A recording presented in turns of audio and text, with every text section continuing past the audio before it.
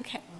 This is Avery Kerner with planning staff, and the time is now 6:03, so I think we're going to go ahead and get started with Kelly. Is that correct? Yeah. So Kelly, since Jody is not here at the moment, if you want to proceed with starting the meeting, you can take it off. Sure. Commissioner Irby, I will call the July 15th, 2021 meeting of the HRC to order. Avery, do you want to do your spiel thing? Yes. Let me get that pulled up. Okay, good evening and welcome to the July 15th, 2021 Historic Resources Commission meeting. My name is Avery Kerner and I will be facilitating the Zoom video portion of the meeting tonight. Joining me here in the City Commission room is Lynn Braddock-Zollner, Historic Resources Administrator. We will work alongside the chair, who is on remote video, to facilitate the meeting proceedings. This meeting is being recorded and broadcast live on the city's YouTube channel and public access cable channel 25.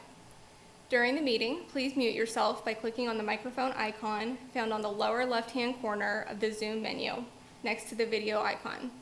When you are muted, a red line will appear over the icon. This will make it easier for everyone to hear the meeting. Just remember to unmute if and when you want to speak. You can also turn your video camera on or off by clicking the video icon in the menu. For the purposes of this public meeting, when you are not participating in the meeting, or my apologies, when you are participating in the meeting, please keep your video on. When you are not participating in the meeting, it is okay to turn your video off. You'll just have to remember to turn your video back on when you are participating.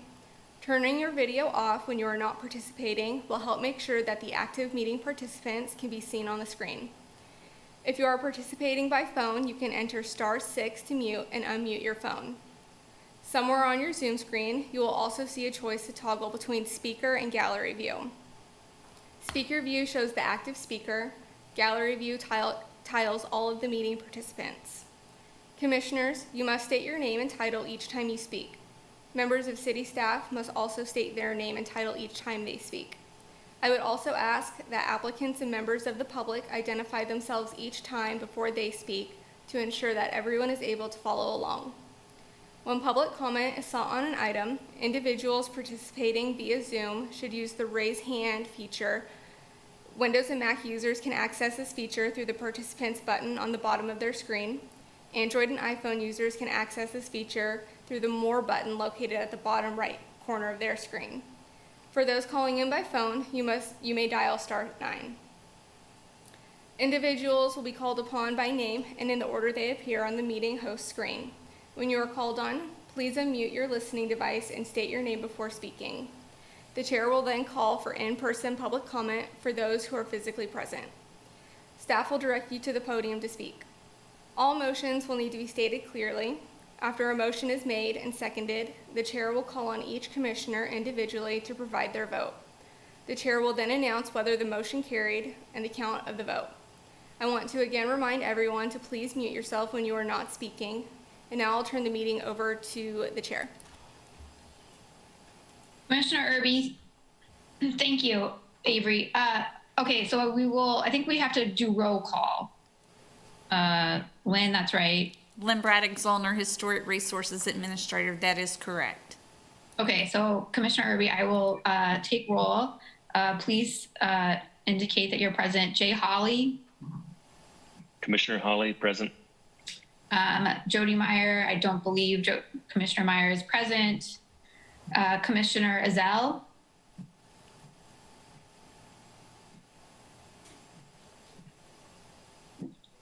Sorry, we couldn't hear you. And also, I might have said your name wrong, so please correct me if I did.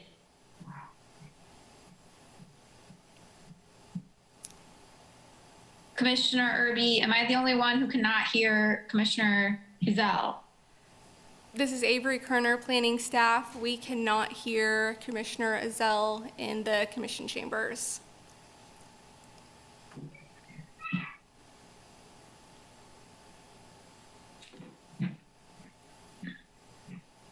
Okay, Commissioner Irby, I'm gonna continue with roll call and hope that Commissioner Ezell gets his audio worked out. Commissioner Brenna Buchanan Young. Present. Commissioner Foster, I believe he is absent. Commissioner Holder. Present. And Commissioner Irby, I am present. Okay, thank you. We will now move on to the agenda items. First on the agenda is to receive communications from other commissions, the State Historic Preservation Officer, and the general public. I believe there are 2 communications for us to receive from the SHPO. Lynn, do you want to proceed with that? This is Commissioner Buchanan. I need to abstain from one of these. Lynn Braddock-Zollner, Historic Resources Administrator. You can do that if the commission decides to take a vote. You don't have to do anything right now. I would like to introduce the 645 Connecticut Street, the A.J. Griffin House. It's being nominated to the National Register of Historic Places. I hope you had a chance to read the nomination. It's a really fascinating property and important to the history of Lawrence. The second nomination is for 620 East 8th Street. That was actually a boundary expansion to include the Quonset hut that's on 8th Street to the 8th and Penn Industrial, the East Lawrence Industrial District. That has been tabled for a small time from the Sites Board of Review meeting while the applicant looks at historic tax credits in the project. So that one will actually not be going to the Sites Board of Review, but 645 Connecticut Street will. Typically, when you have reviewed a nomination for listing in the National Register, the commission has voted to send a letter of support for that nomination if appropriate. Commissioner Irby, thank you, Lynn. So I will bring the 645 Connecticut Street back to the commission for discussion. I'm certainly in favor of drafting a letter of support. How do others feel?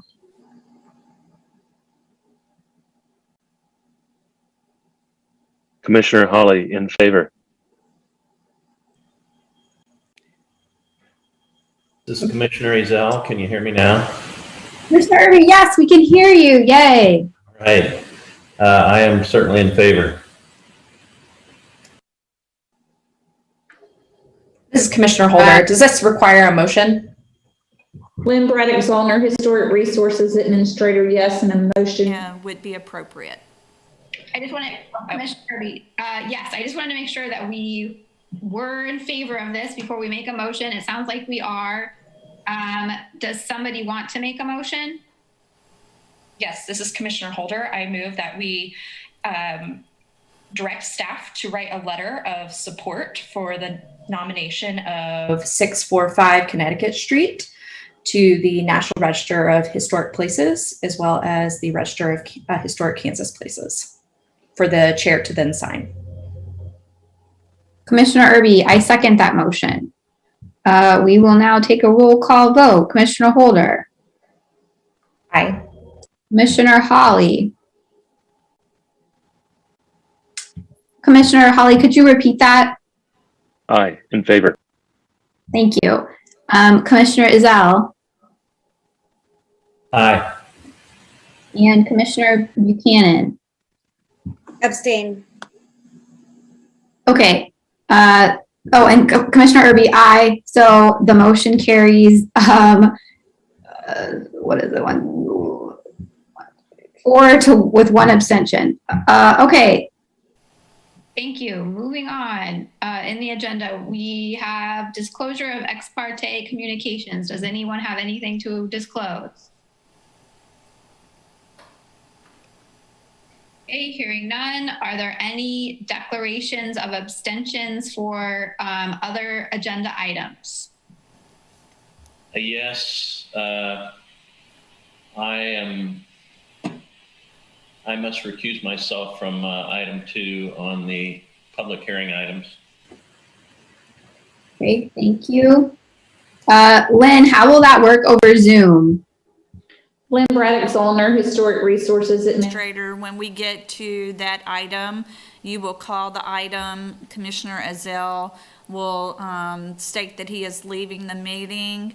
Avery will then put him in the waiting room and speak to the fact that he is in the waiting room. And then once the motion has been, or whatever action the Historic Resources Commission takes, once that's completed, then Avery will let Commissioner Ezell back into the meeting.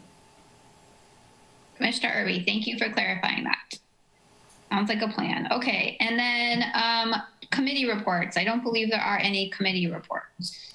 Lynn Braddock Zollner, Historic Resources Administrator. We did have a meeting of the Dowdell Rice Marker Committee and worked through some potential types of signage and looked at cost and how those signs may be paid for.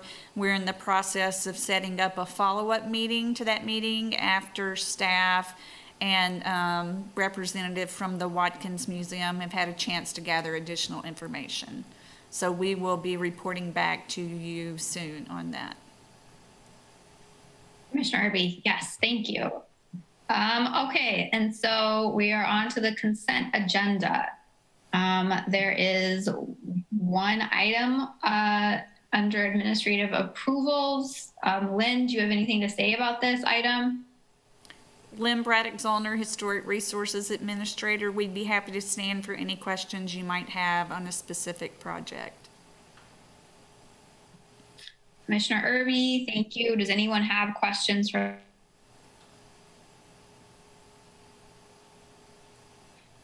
I think we need a motion. Do we need a motion to approve administrative things? Yes. Okay. So would anyone like to motion to approve the administrative approvals?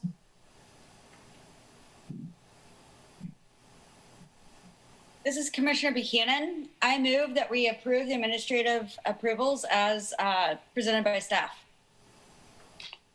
Commissioner Irby, I second. So we'll take a roll call vote. Commissioner Buchanan. Aye. Commissioner Ezell. Aye. Commissioner Holder. Aye. Commissioner Hawley. Aye. Commissioner Irby is also an aye.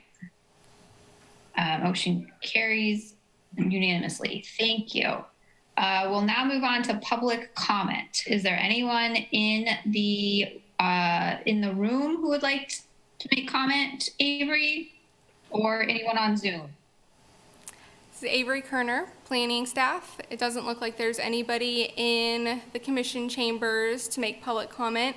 Looks like we do have one individual raising their hand on Zoom, and so I'll ask that Carrie Altenbrand go ahead and proceed with your public comment. Thank you, commissioners. I am here I've been delegated by the Friends of Oak Hill Cemetery to, we actually had a meeting going on at the same time, and an item came up, and it turns out we don't know exactly what's going on it, and it involves markers and signage at the cemetery. So as I said, I was delegated to come over here and ask does the marker committee, is that also in charge of signage at the cemetery? We're really confused on what to do. We've been trying to work and get some signage at the cemetery, basically at Potter's Field, and also perhaps at the entrance. And we're not really sure how this is all supposed to fit together. We're not that we're getting different information, but we just don't see where all the information is trailing from and coming to. So we're wanting some clarification on how does this all work together? How does the marker committee and any signage committees work to get historical markers in Oak Hill Cemetery?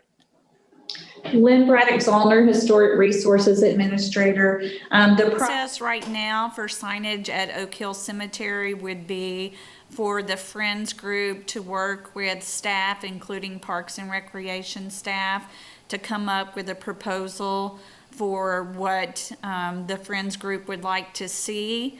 That proposal will be vetted by staff and then taken to the new established marker committee that has a representative from this commission, the Watkins Community Museum, Public Relations Commission, and Parks and Recreation. So the first step is to work with staff to come up with a proposal. Then that proposal goes to the marker committee. The marker committee makes a recommendation to the Historic Resources Commission, and ultimately the City Commission is the final say on if the marker is approved. Are there things that are automatically off the table to start with? Or is anything on the table, any kind of marker or informational kiosk potentially available on the table? Lynn Braddock Zollner, Historic Resources Administrator. The marker committee has actually not had their first meeting to determine if there are going to be specific types of markers. That's why it's important for these applications to come forward so the committee has something to review, and they'll be looking at different types of markers across the city that would be appropriate. Okay. So our first step is city staff, is what you're saying. Lynn You said Braddock- that includes Parks and Rec. Lynn Braddock Zollner, Historic Resources Administrator. For Oak Hill Cemetery, it would be myself and Parks and Rec staff. Okay, so Parks and Rec staff have a say in how the historical markers are done in the cemetery? Lynn Braddock Zollner, Historic Resources Administrator. Since it is a property run by Parks and Recreation, they work with staff on location and maintenance of markers. Okay. Right, but it is a city cemetery. It's not a Parks and Rec cemetery. Thank you. I will bring this information to the Friends of Oak Hill Cemetery, and we will then put in the decisions that we come up with for the best markers to have there. Thank you. Commissioner Irby, thank you, Carrie. Is there any other public comment? This is Avery Kerner, planning staff. It doesn't look like there's any other public comment at this time. Commissioner Irby, okay, we will then move on to the public hearing items. So first up is 908 Connecticut Street. This is application of certificate of appropriateness. Lynn Braddock Zollner, Historic Resources Administrator. This is DR 21-00213 908 Connecticut Street. It is a certificate of appropriateness review submitted by Eric J. for John and Allison Sebelius, the property owners of record. The property is located in the environs of St. Luke Methodist Episcopal Church at 900 New York Street and the Turnhala at 900 Rhode Island Street.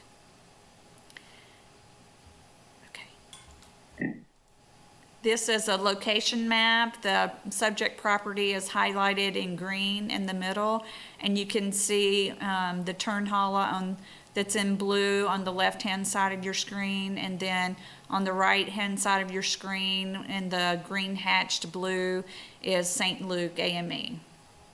Okay. This is the primary elevation of the subject property. We'll just walk around real quick.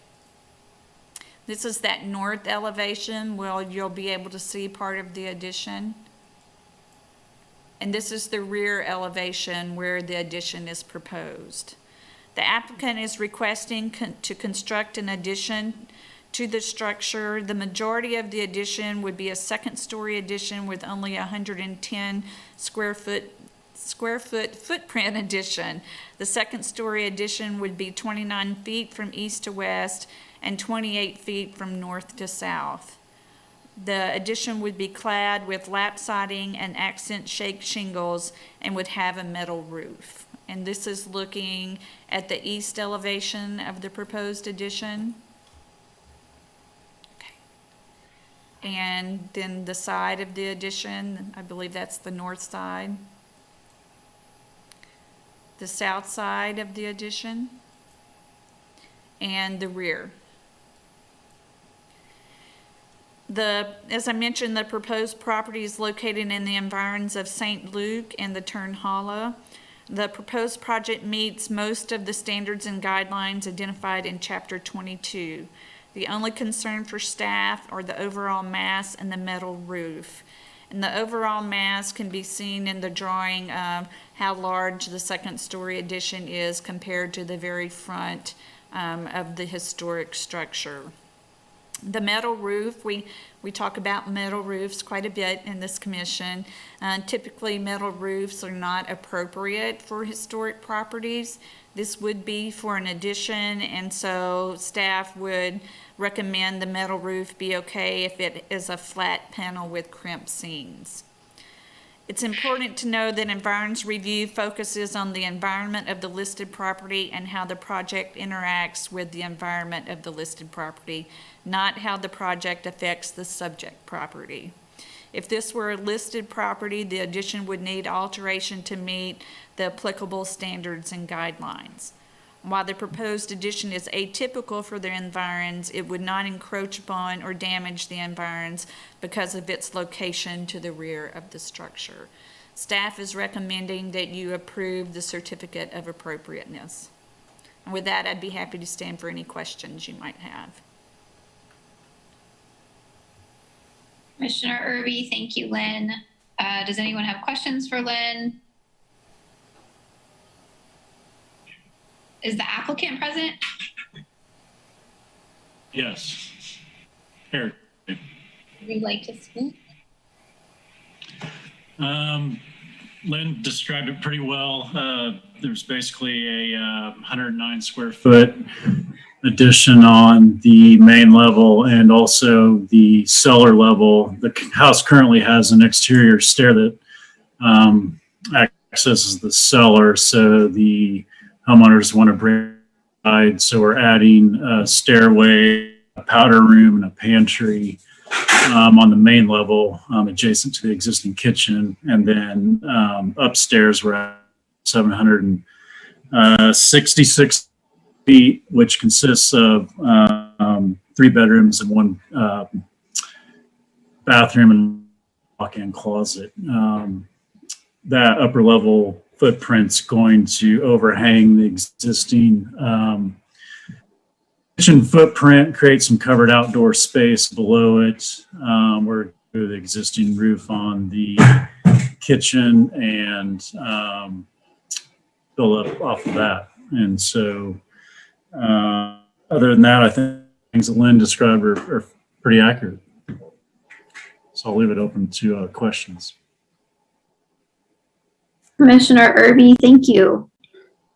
So let's bring it back to the commission for discussion.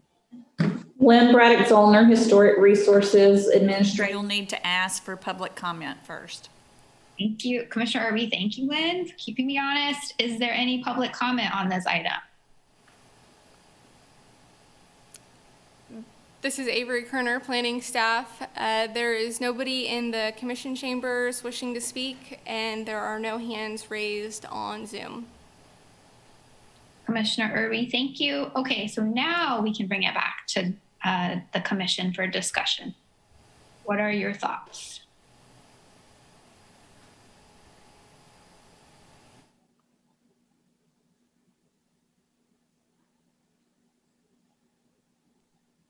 This is Commissioner Buchanan. I guess I'll start. Eric, don't take any of this personally. I do see what Lynn's saying with mass and scale.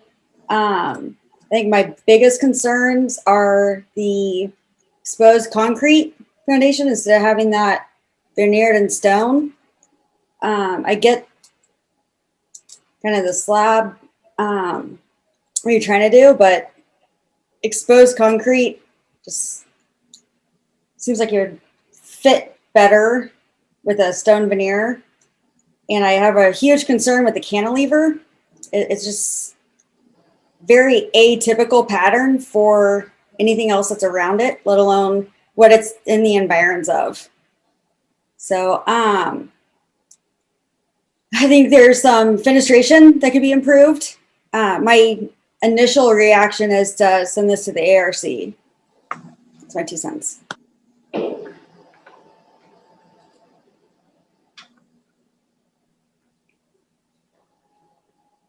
Commissioner Irby, Eric, or you look like, or sorry if I shouldn't call you Eric, Mr. J, perhaps, would you like to respond?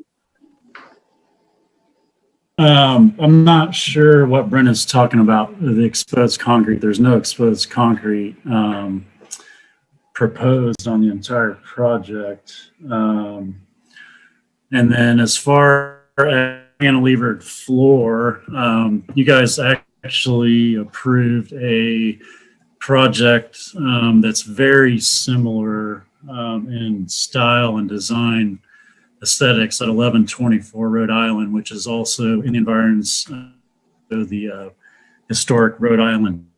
So I don't see the overall concept of the design being something that's out of the ordinary that we've had approved before. This is Commissioner Buchanan. To clarify, so on sheet A 3.1, where there's elevations and you call out the materials, based on the patch pattern, it looks like there's going to be the concrete skirt instead of having that be veneered in stone. So it reads like the only stone is going to be the plinths for the columns on the carport and back porch and side return porch.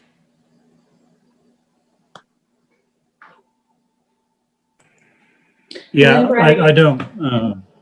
Sorry. Lynn Braddock Zollner, Historic Resources Administrator, I should have made clear in the presentation that the carport is not part of this review. So just want to make sure that it wasn't covered in the staff report and it's actually not part of this application.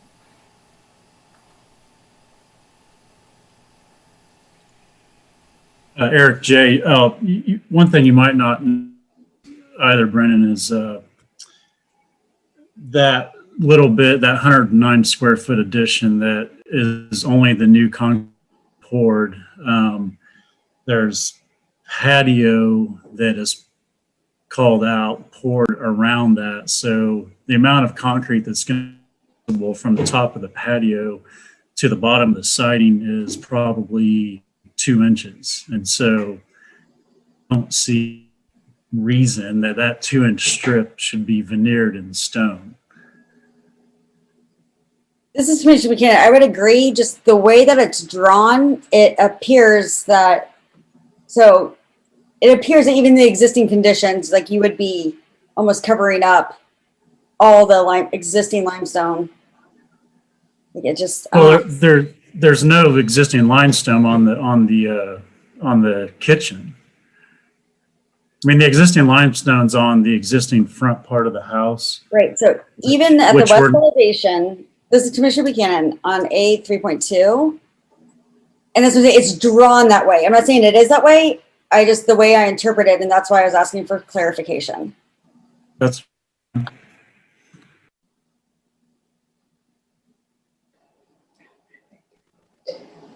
Commissioner Irby, sorry, Mr. J, you kind of got cut off there. Did you want to say something? That's fine. I mean, sorry that it's not as Brent is seeing it. Commissioner Irby, is there any other? I mean, I'm inclined to approve this in accordance with staff recommendation. Is there other discussion? This is Commissioner Holder. I'm also inclined to approve. I find that This project meets the standards and guidelines for certificate of appropriateness because of the environs review, and that it's spelled out about the environment rather than how it actually impacts the listed property.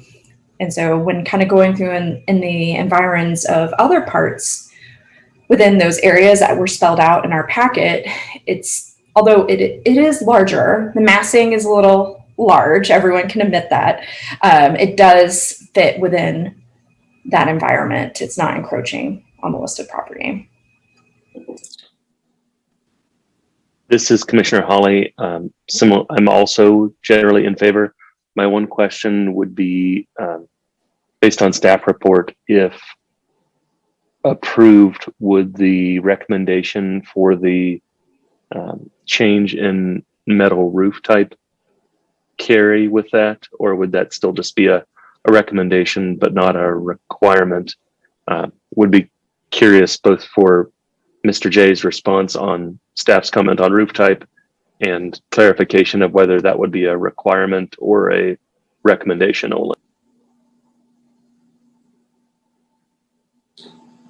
Lynn Braddock Zollner, Historic Resource Administrator, staff would appreciate a discussion by the commission. The recommendation from staff would be to have that flat panel with crimp seams.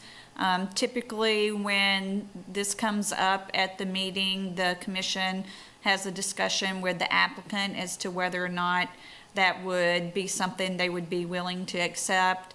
And if not, then the commission would decide whether or not they want to make that part of the approval or not. One more, and then I would love to hear from Mr. J.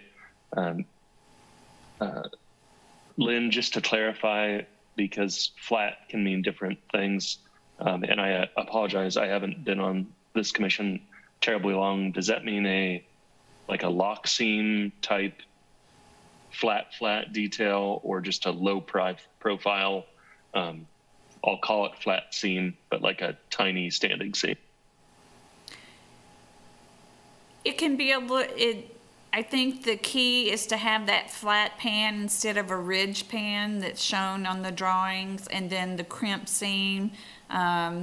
Usually you don't want that crimp lock seam to be too tall, but looking at manufacturing sheets, they're usually not excessive that would prohibit them from being used in this application.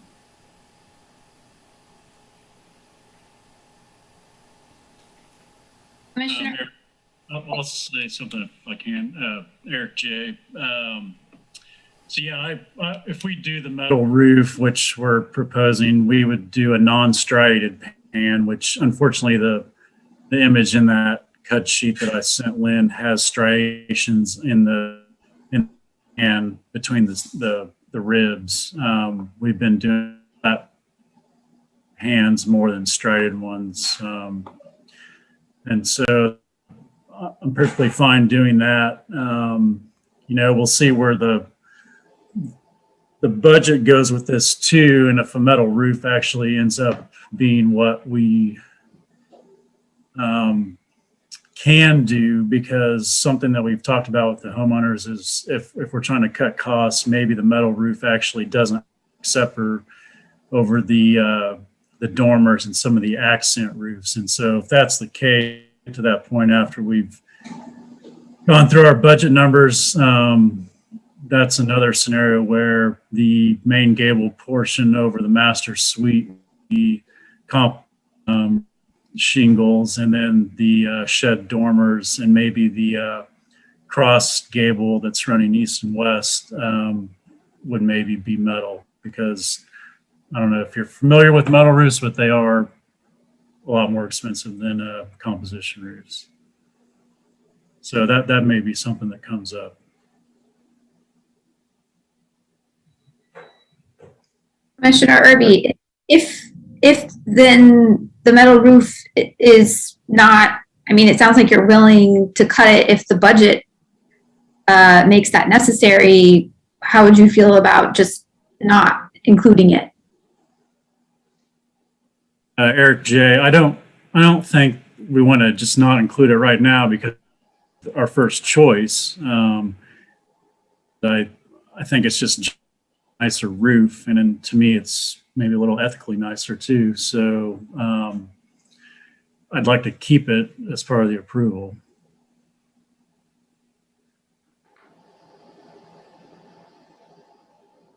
Commissioner Hawley, Lynn, I would just like to confirm, based on some of the comments that Mr. J just made, if it were changed to a non-striated panel, does that address your concerns? I guess I am just clarifying whether a low profile but still standing seam versus a completely flat, shiplapped in the horizontal. I just want to clarify staff recommendation of metal roof type.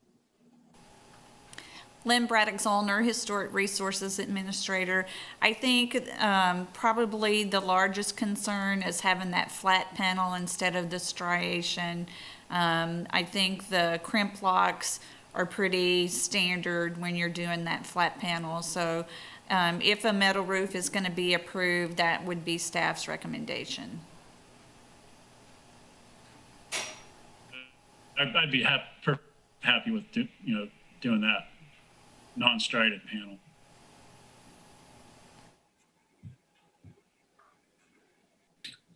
Commissioner Irby, so does the commission feel like they would want to make that recommendation as part of the approval? This is Commissioner Holder. How I'm interpreting this conversation is we're all talking about the same thing. The wrong image was included in the packet. It sounded like the architect as well as the homeowners wanted to do a flat panel rather than a striated. So I think we would be safe to make a motion that the proposed project meets with the stipulation that they will use a non-striated flat panel metal roof.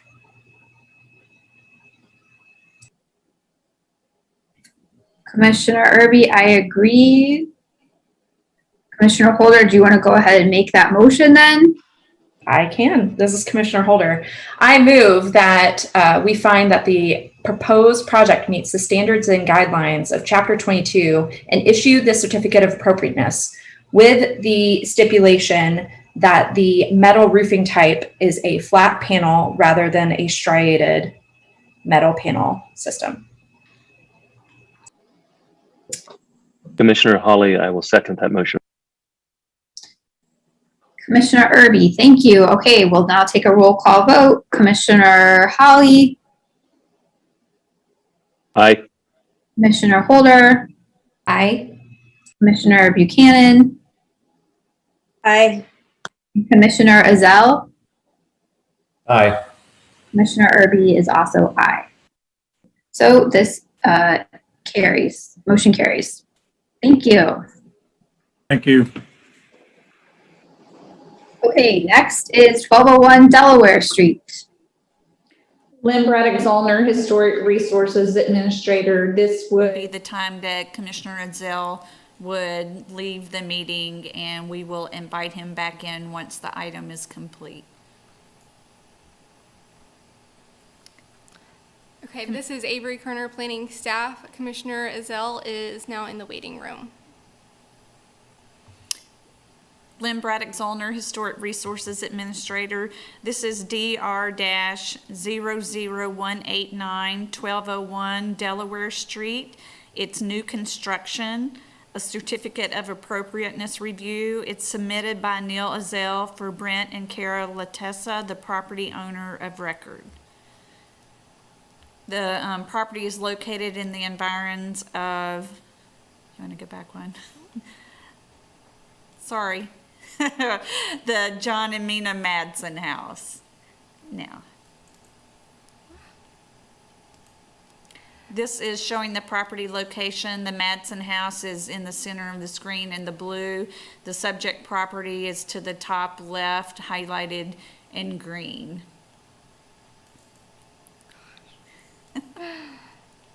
Keeps going. Go back. This is a photograph showing it is a vacant lot right currently, and the house that's adjacent to the subject property. The applicant requests to construct a new 2,464 square foot structure on the property located at 1201 Delaware Street. The structure would be 2 stories tall and would be on a slab foundation. Your staff report mentions that it will be clad in fiber cement siding. It's actually proposed to be LP Smart siding, which is a wood product instead of a cement-based product. It would be lap siding and a composition roof. The applicant is also proposing to construct a detached garage on the property. And we'll just quickly look at the plans. This is the plot plan showing the location of the new house and garage on the property. Okay. This is showing the front of the house. You'll notice it's 2 stories. The windows are discussed in the staff report. They are a little unique for the environs of the listed property, but they certainly are appropriate for a modern structure.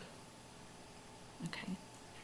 This is showing the side of the structure, and what you see on the right-hand part of the screen is the new detached garage. This is the rear of the structure. What you see, this is the side of the structure. Showing that screen porch on the south elevation. Okay. And this is the rear of the structure, showing the garage in the forefront. You see the screened-in porch on the right and the upper portion of the primary structure. The proposed project meets the majority of the standards and guidelines of Chapter 22. Of concern for staff, as noted in your staff report, is the slab foundation. The majority of structures in the environs are on an elevated platform.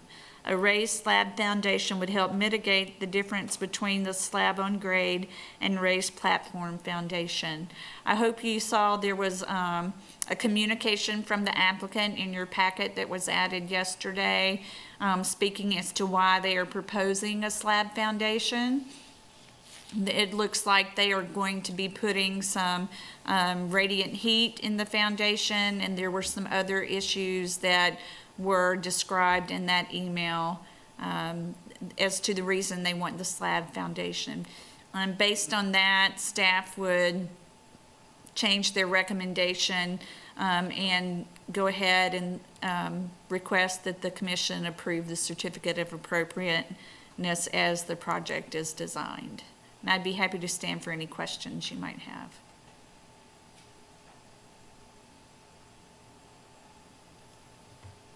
Commissioner Irby, are there questions for Lynn? Okay, hearing none. Is the applicant present? And if so, you're welcome to speak. That's your friend. Yeah. I'm Brent Schneider. I'm the project architect. I'm representing the LaTessas. The only thing I can say is I'd like you to draw your attention to the fact that when you do a regular slab, most contractors use a 2x8 to set their forms around the trench footings. When this is poured, it leaves the house approximately 7 inches out of the ground.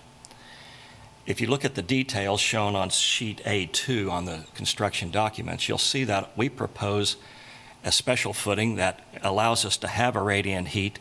It also provides for a thermal break with some rigid insulation in the footing.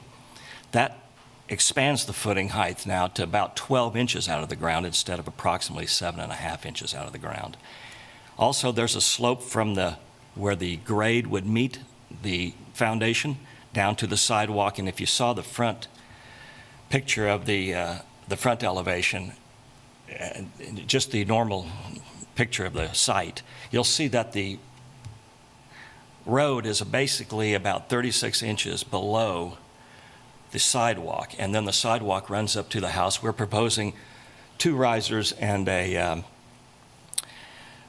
one tread, which will step up to the porch, and we feel that this designation, these differentiations in heights, would actually help make it look like the structure is uplifted, and then also just the actual fact that we have 12 inches out of the ground.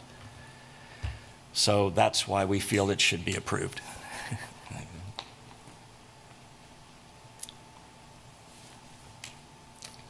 Commissioner Irby, thank you. Is there any public comment on this item?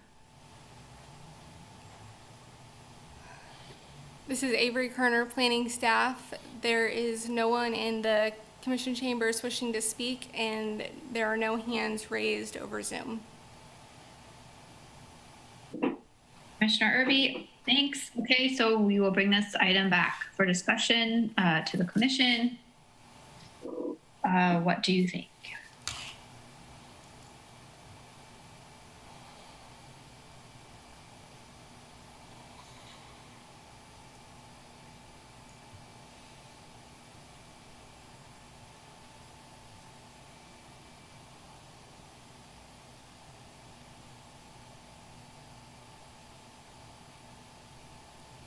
Commissioner Irby, it's hearing no objections. It sounds like we are in agreement with the staff report. Commissioner Hawley, sorry, I was looking for the footing detail that was referenced, and I got lost in the drawings. Commissioner Hawley is also overall in favor. Commissioner Hawley, would you like to make a motion then?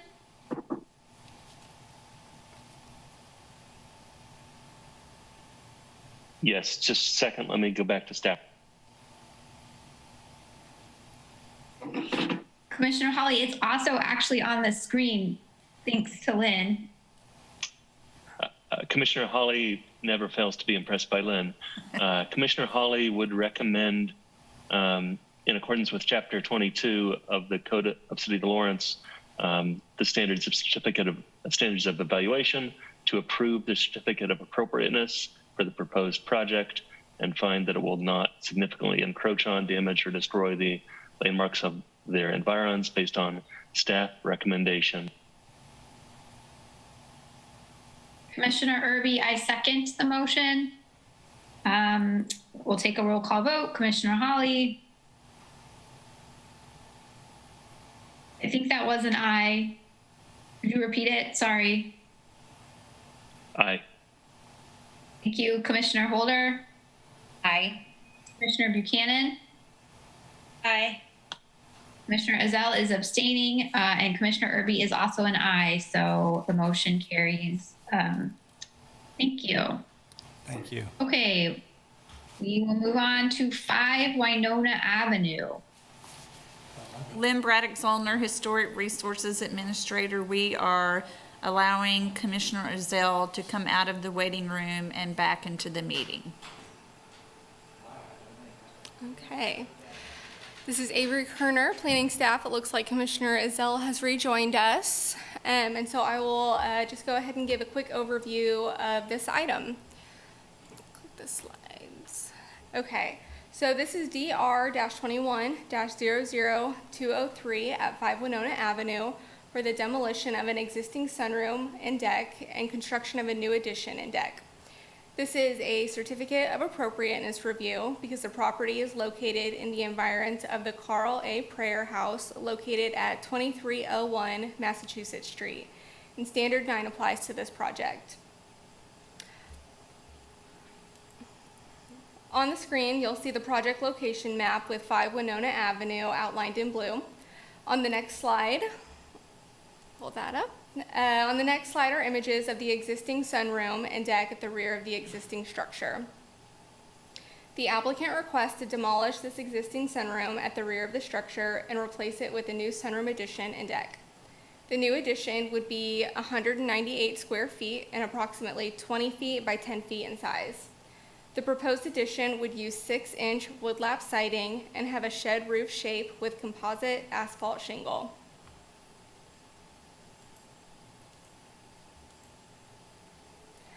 This next slide includes a plot plan showing the proposed addition and deck.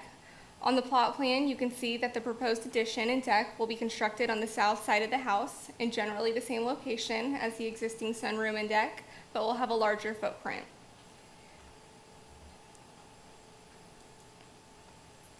These are the elevations for the proposed addition and deck. The south elevation is at the top and the east and west elevations are on the bottom. The west elevation on the bottom left would be the primary elevation visible from Massachusetts Street. Windows will be used on all exterior sides of the proposed addition, and the applicant has indicated that these windows will be aluminum clad. An entry door will be provided on the south wall of the addition. The proposed addition will be taller than the existing sunroom, but will not exceed the height of the primary structure. This increase in height will require the removal of eyebrow broken gable roof lines, which are character-defining elements. 5 Winona Avenue is not a listed property, and the increase in massing and removal of the eyebrow roofs will not encroach on, damage, or destroy the listed property at 2301 Massachusetts Street or its environs.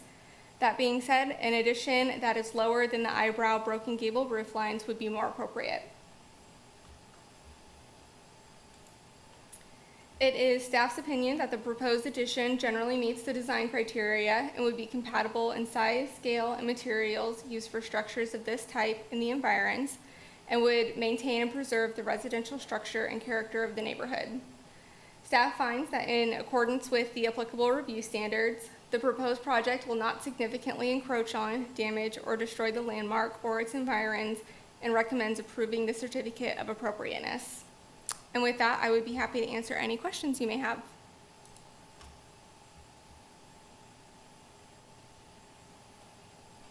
Commissioner Irby, thank you. Questions for Ms. Kerner?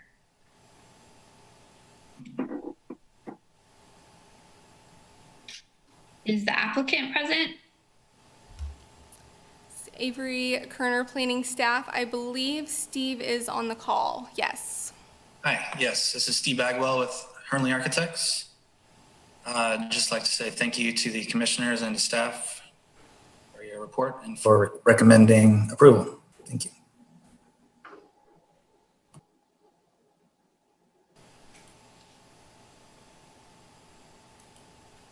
Is there, Commissioner Irby, is there public comment on this item? This is Avery Kerner, planning staff. There is no one present in the commission chambers, and there are no hands raised over Zoom. Commissioner Irby, thank you. So we'll bring this back for discussion. Thoughts, questions? This is Commissioner Holder. I agree with staff's recommendations.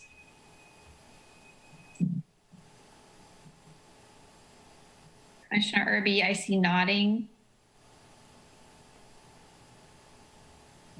Okay, I will go ahead and make a motion. I move that in accordance with Chapter 22 of the Code of the City of Lawrence, the standards of evaluation, that we approve the certificate of appropriateness for the proposed project and find that the project will not significantly encroach on, damage, or destroy the landmarks or their environs. Commissioner Holder, I second. Commissioner Irby will take a roll call vote. Commissioner Holder. Aye. Commissioner Buchanan. Aye. Commissioner Hawley. Aye. Commissioner Ezell. Aye.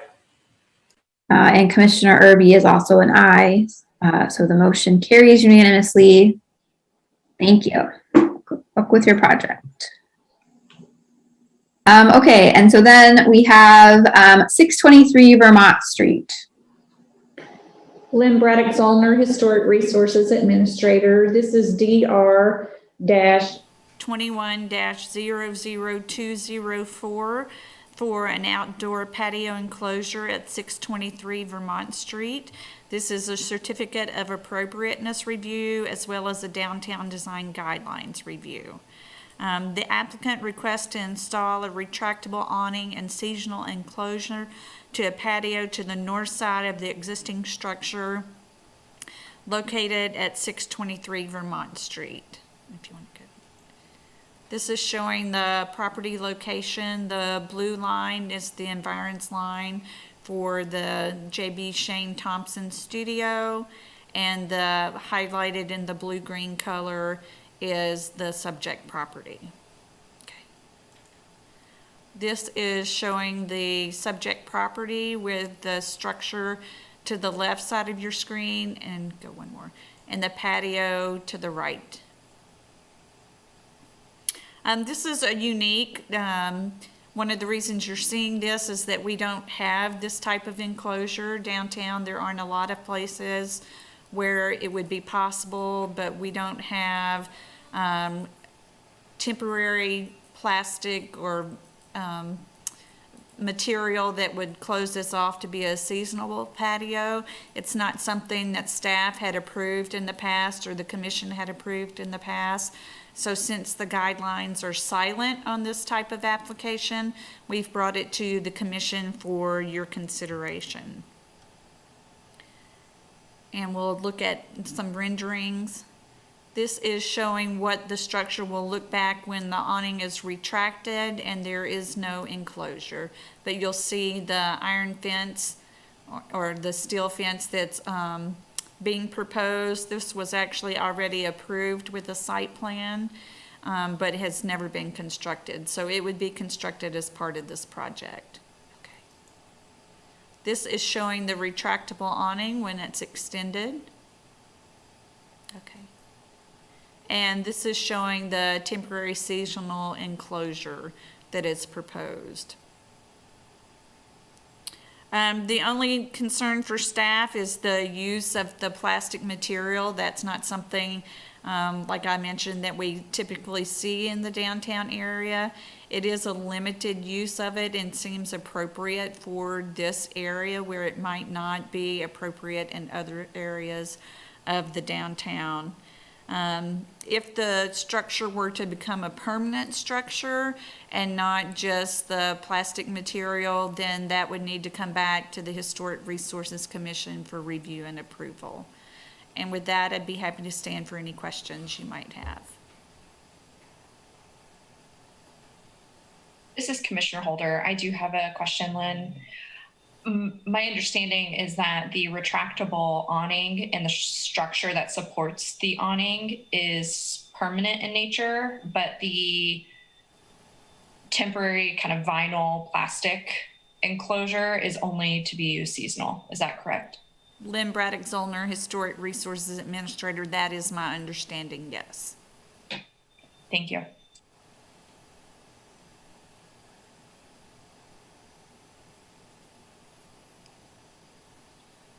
Hearing no other questions for Lynn or Avery, is the applicant present to speak? I am. Thank you, Commissioners. Paul Warner Architects. You're exactly correct. The structure and the retractable roof is permanent.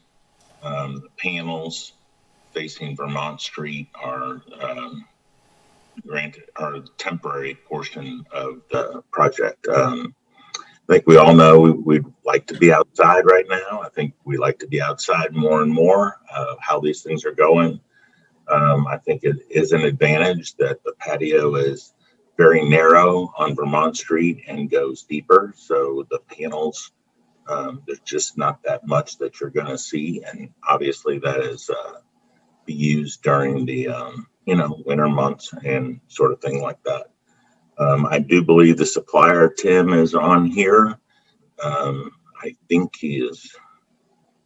He may want to comment on the material. Lynn had some questions. It's really not plastic. It's more vinyl. But if he is available, I'd probably like him to comment on more of the material, because it is it's a pretty sturdy product. So we're pretty pleased with it. But we're happy with the report. We think it's a good addition to downtown. It's a great spot to do it. So we look for your support, and I'll look and see if Tim is available to talk. Thank you. This is Commissioner Buchanan. I think the nature of the awning itself is not my biggest concern. My biggest concern is the more permanent part and how it attaches to the structure. And that if it is truly temporary, and since we're asking this to meet the Secretary of Interior standards, to be reversible. If the product rep could verify that the way it's going to adjoin to the historic structure, is not going to do any permanent damage and can be reversed in the future. I will fully support this addition. So it is essentially, it's a freestanding structure. We use some flashing. I don't know if Tim is still not here. There's flashing to keep water out between the building and the structure, and the water drains directly to the north. There's a gutter on the north side to take the water out to the west. So everything you just said is exactly right. It could disappear tomorrow. These are pretty expensive structures, which is why we went through, bringing it to the HRC in general. On that note, just like the other, so many of the hospitality people downtown have built temporary structures with just site plan approval, and we know sooner or later those are going to disappear on Mass Street.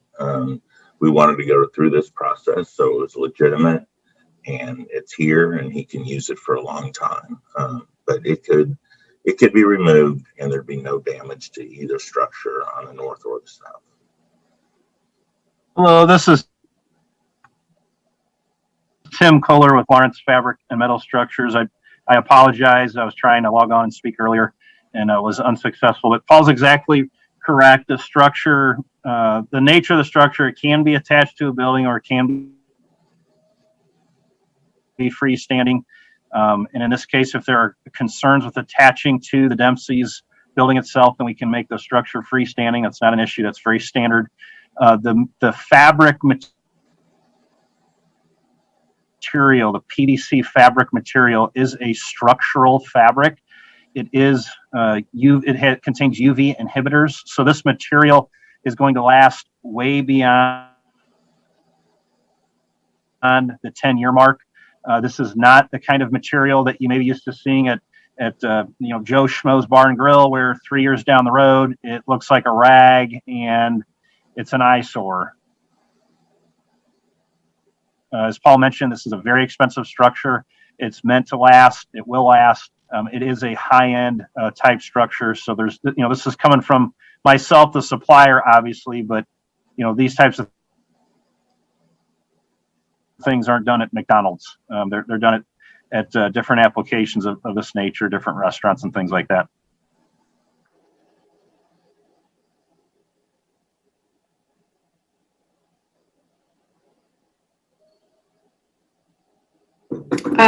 Okay, thank you. Commissioner Irby, is there any other public comment on this item?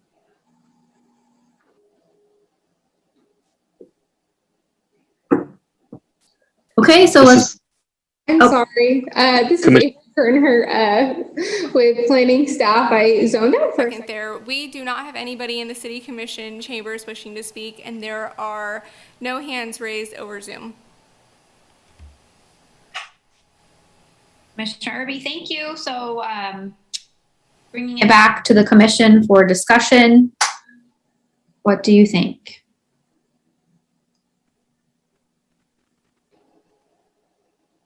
This is Commissioner Holder. Once again, I agree with staff recommendations for this project. This is Commissioner Hawley. Paul, one question, just because I wasn't clear from the renderings on the temporary enclosure in the vertical plane, so in the same plane as the wrought iron, what is rendered in the second image for the temporary condition? I just wasn't clear on the materiality there.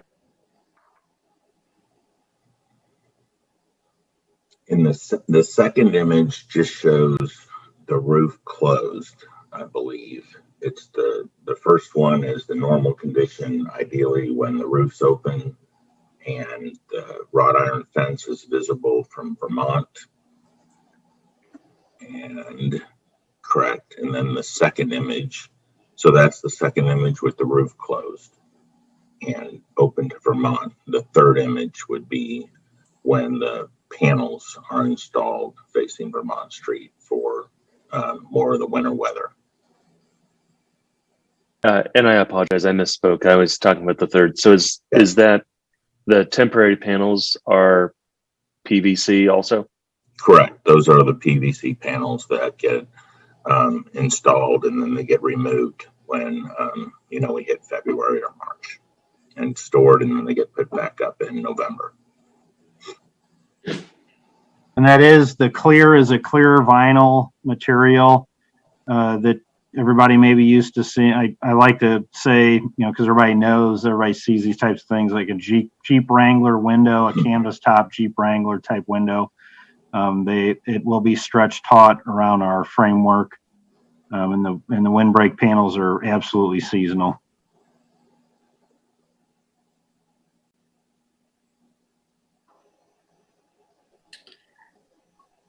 Is there any other discussion on this? I am also, like Commissioner Holder, in agreement with staff's recommendations. This is Commissioner Buchanan. I'm definitely in favor of this. I think it's a smart decision, and I like its versatility for this location. Commissioner Irby, Commissioner Buchanan, would you like to go ahead and make a motion then? Or at least one of the motions?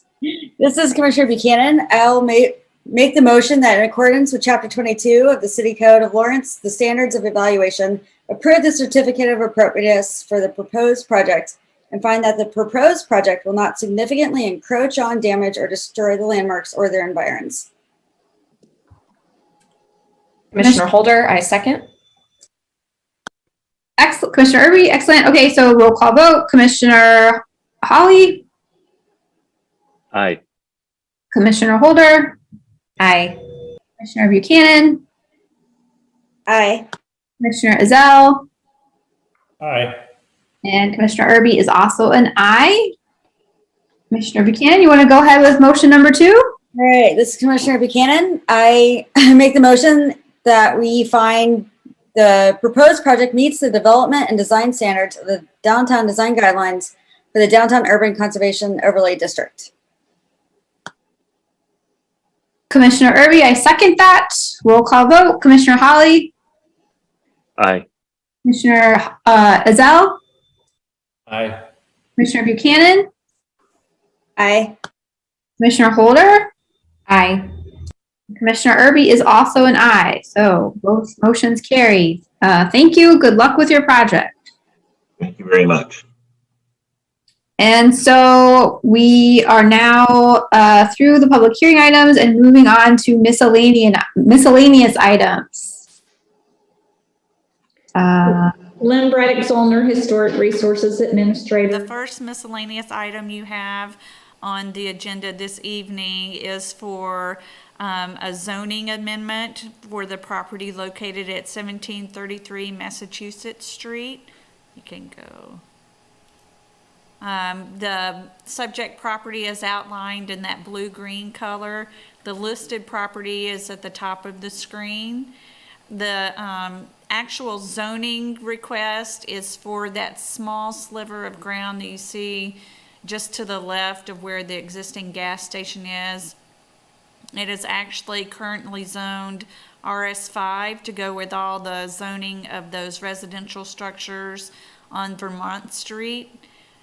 The request is to change the zoning of that little sliver to RM24 to allow for a new residential development. The property just to the north of the gas station is currently zoned RM24, and this property was zoned RM24 earlier this year. So this rezoning request is for that little sliver of land that you see on the left-hand side right here where Avery is so kindly pointing. Staff initially had some concerns about this because the environs definition for the listed property states that the environs to the west of that hard property line between the residential and the commercial and multifamily on the right-hand side or on the Massachusetts Street side, that it be residential in nature. The applicant has proposed a site plan which will be reviewed at a later date, that shows this will be a large buffer area with some parking, just barely getting into that little sliver area. So really the residential character is not going to be diminished significantly, and the new proposed development will also be residential in character, although multifamily instead of the single dwelling that you have along Vermont Street. Typically, you have the ability to comment on zoning amendments through your duties as Chapter 22. You do not have to comment on this rezoning request, or you can choose to make comment to the Planning Commission and City Commission on any concerns you may have for the rezoning request. And I'd be happy to answer any questions you might have.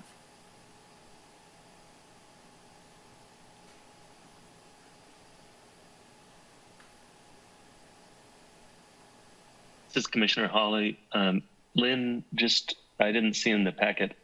Do we have any sense of the history of how this sliver came to be?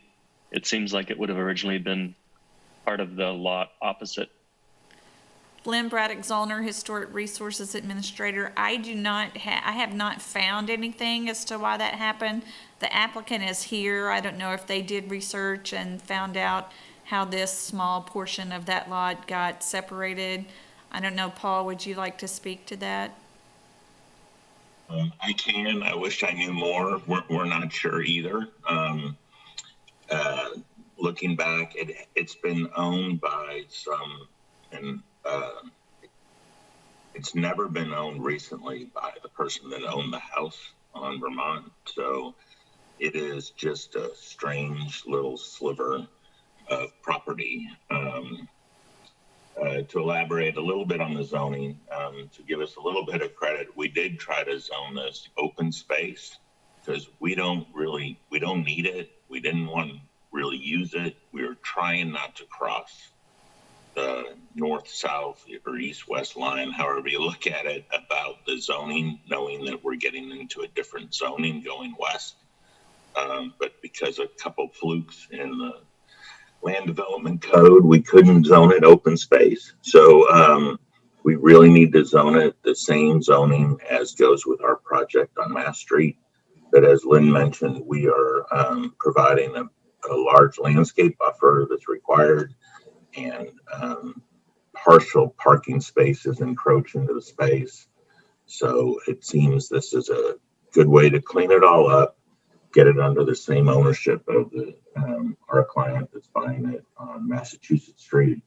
And like I said, we're really not using it, and go from there. But it's an oddball. There's no doubt about it. When we saw it, we were very surprised. So we have to replat all this property as well, and we're hoping to bring you guys a building here shortly to look at. So that's what I know, and happy to answer any questions. And good thing this was miscellaneous item number 1, or I might have missed it. But answer anything you guys like to ask. Thank you.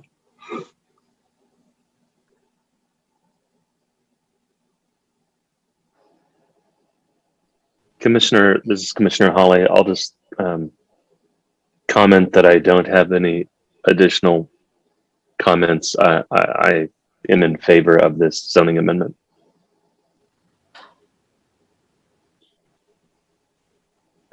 Commissioner Irby, so I think maybe as a commission, we discuss whether we want to make a comment.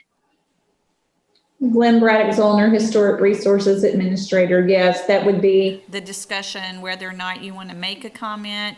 If you want to make a comment, what that comment would be. Thank you, Lynn. Commissioner Irby, thank you. And so Commissioner Hawley has already said that he's in favor. I'm also in favor, and I'm happy to comment as being in favor. Is that sort of how we feel? Go ahead, Commissioner Holder. I agree. Commissioner Holder, I agree with everyone's comments that we're okay with it. This is Commissioner Ezell. I agree as well.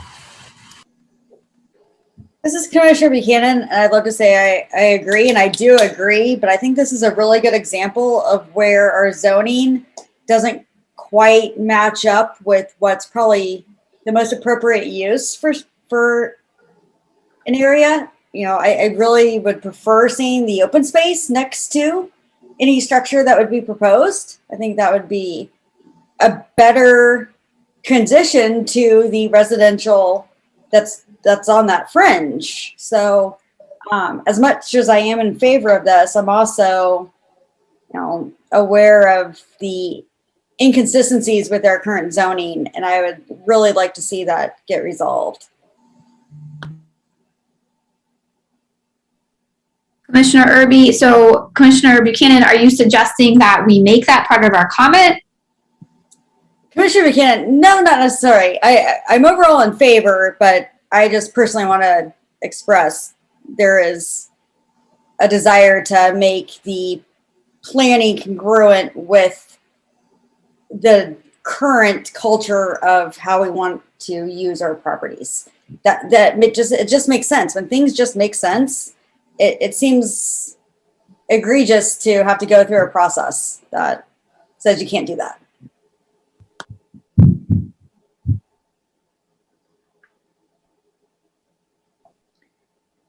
Commissioner Irby, so it sounds like we want to comment as a commission that we are in favor of this rezoning. Anybody want to make a motion to that effect?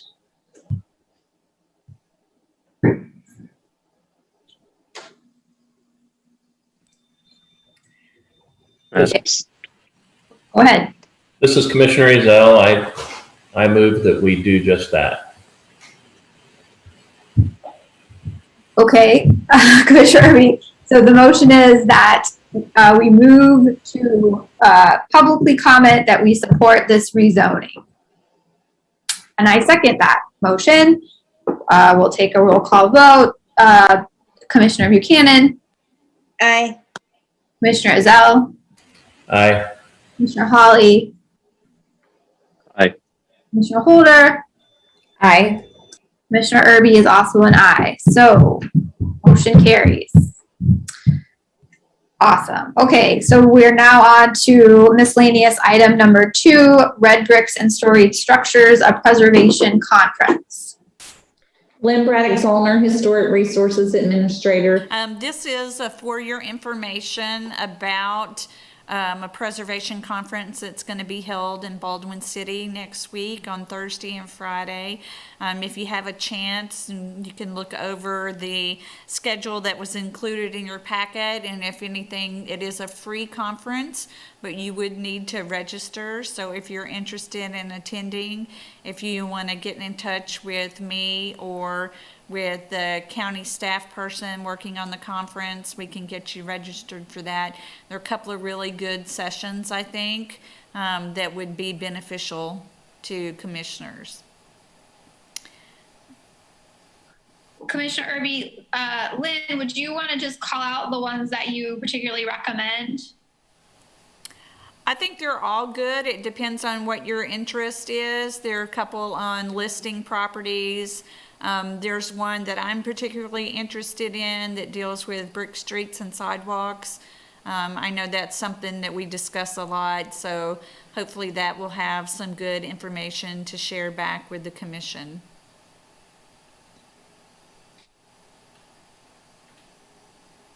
Okay, thank you, Lynn. And this looks like it's an actual in-person conference. Whoa. Okay, and so moving on, 812 to 814 Massachusetts Street.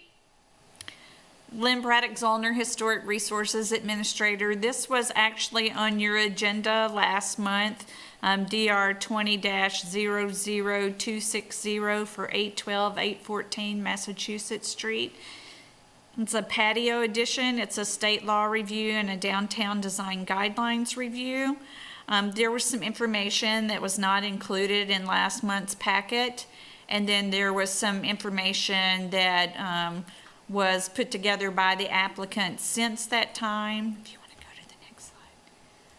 This shows the project location. It is located in the downtown historic district. It is contributing property for the 14 piece. 812 is not contributing. If you recall, you can go to the next slide. This was the addition. The commission approved the project with the stipulation that the galvanized metal siding be painted. You can go to the next one. And the applicant desires not to paint the siding and submitted, I hope you saw in your packet, some areas in the downtown district where there is unpainted metal that they would like for you to reconsider having to paint this metal. And I don't think he's here, is he?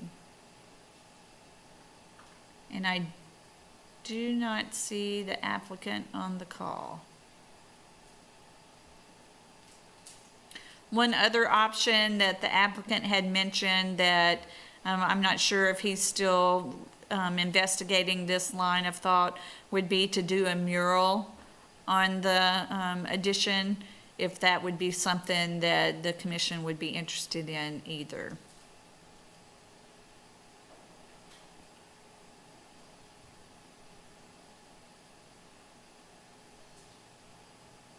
Wow, Commissioner Irby, so Lynn, I'm just a little confused. How does this work? Like, what are we supposed to do? Lynn Braddock Zollner, Historic Resources Administrator. You would be reconsidering this item since it wasn't denied. It wasn't something that was appealable, but the applicant has indicated they don't want to paint it, so you would be reviewing this with it not being painted. You could offer suggestions about the mural if you would like to do that, but you would take a vote on whether or not to be able to leave this unpainted. And so it would be a reconsideration of your vote from last month's meeting. Sherby, okay, so we either agree to let this go unpainted, we talk about requiring a mural, or we deny the project. Is that correct? Those are sort of our options. Lynn Braddock Zollner, Historic Resources Administrator. I believe those would be your options. This is Commissioner Holder. If we agreed to a mural, what is the review process on that? Because I think there would need to be some sort of oversight as to the content. Lynn Braddock Zollner, Historic Resources Administrator. There is actually our, now the name slips my mind, but Cultural Arts Commission that reviews all murals in the city. So any mural that would be painted would go through that process. Thank you, Lynn. This is Commissioner Holder. Do we need to ask for public comment? Because I have some comments on the packet that was proposed. Lynn Braddock Zollner, Historic Resources Administrator. Yes, you would ask for public comment. Okay, Commissioner Irby, is there any public comment on this? This is Avery Kerner, planning staff. There is nobody present in the commission chambers to speak, and nobody has raised their hand via Zoom. Commissioner Irby, thank you. Okay, so we'll bring it back to the commission. Commissioner Holder, do you want to go ahead and comment? Yes, thank you. This is Commissioner Holder. I appreciate the applicant going through the motions of trying to find justification for leaving the corrugated metal panels unexposed or exposed on the alley side of this building. Here are some issues with the information that was gathered. They found 3 listed properties to justify this use because metal was used on their historic facades. But whether it's a Mesker facade, which was historically used in the 19th century, or there's still metal cornices in downtown Lawrence, or the subject photos that they submitted, they were all painted. They were never left exposed. So as a materials conservator myself, I saw this packet and I see their intent, but I'm a little frustrated because it would have never if this would have gone through the process like it was supposed to, and this is why we made this decision last time, we would have never, first, this is corrugated metal, and it was always a agricultural material. It was an industrial roofing material. It was never a siding material. We would not have allowed this material from the get-go.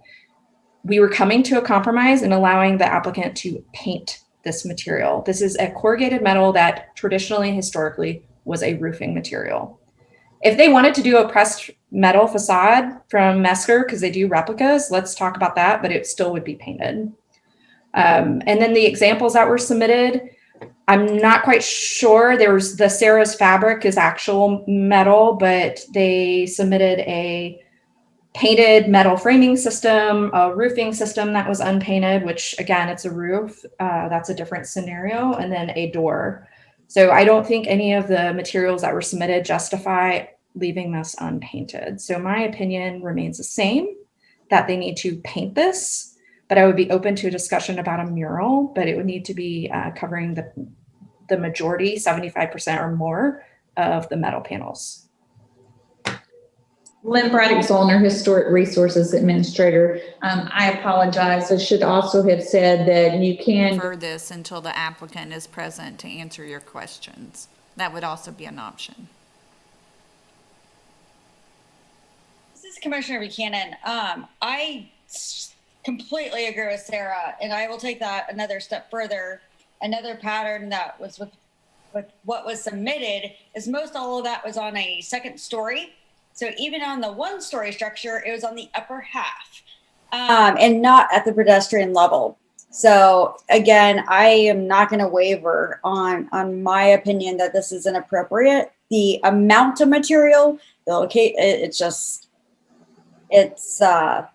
inappropriate. And I would, for the applicant's sake, favor that we, I guess, wait until they can be here. Or if their intention is that we say no and this goes to city commission, I would put that out there because I've seen it before.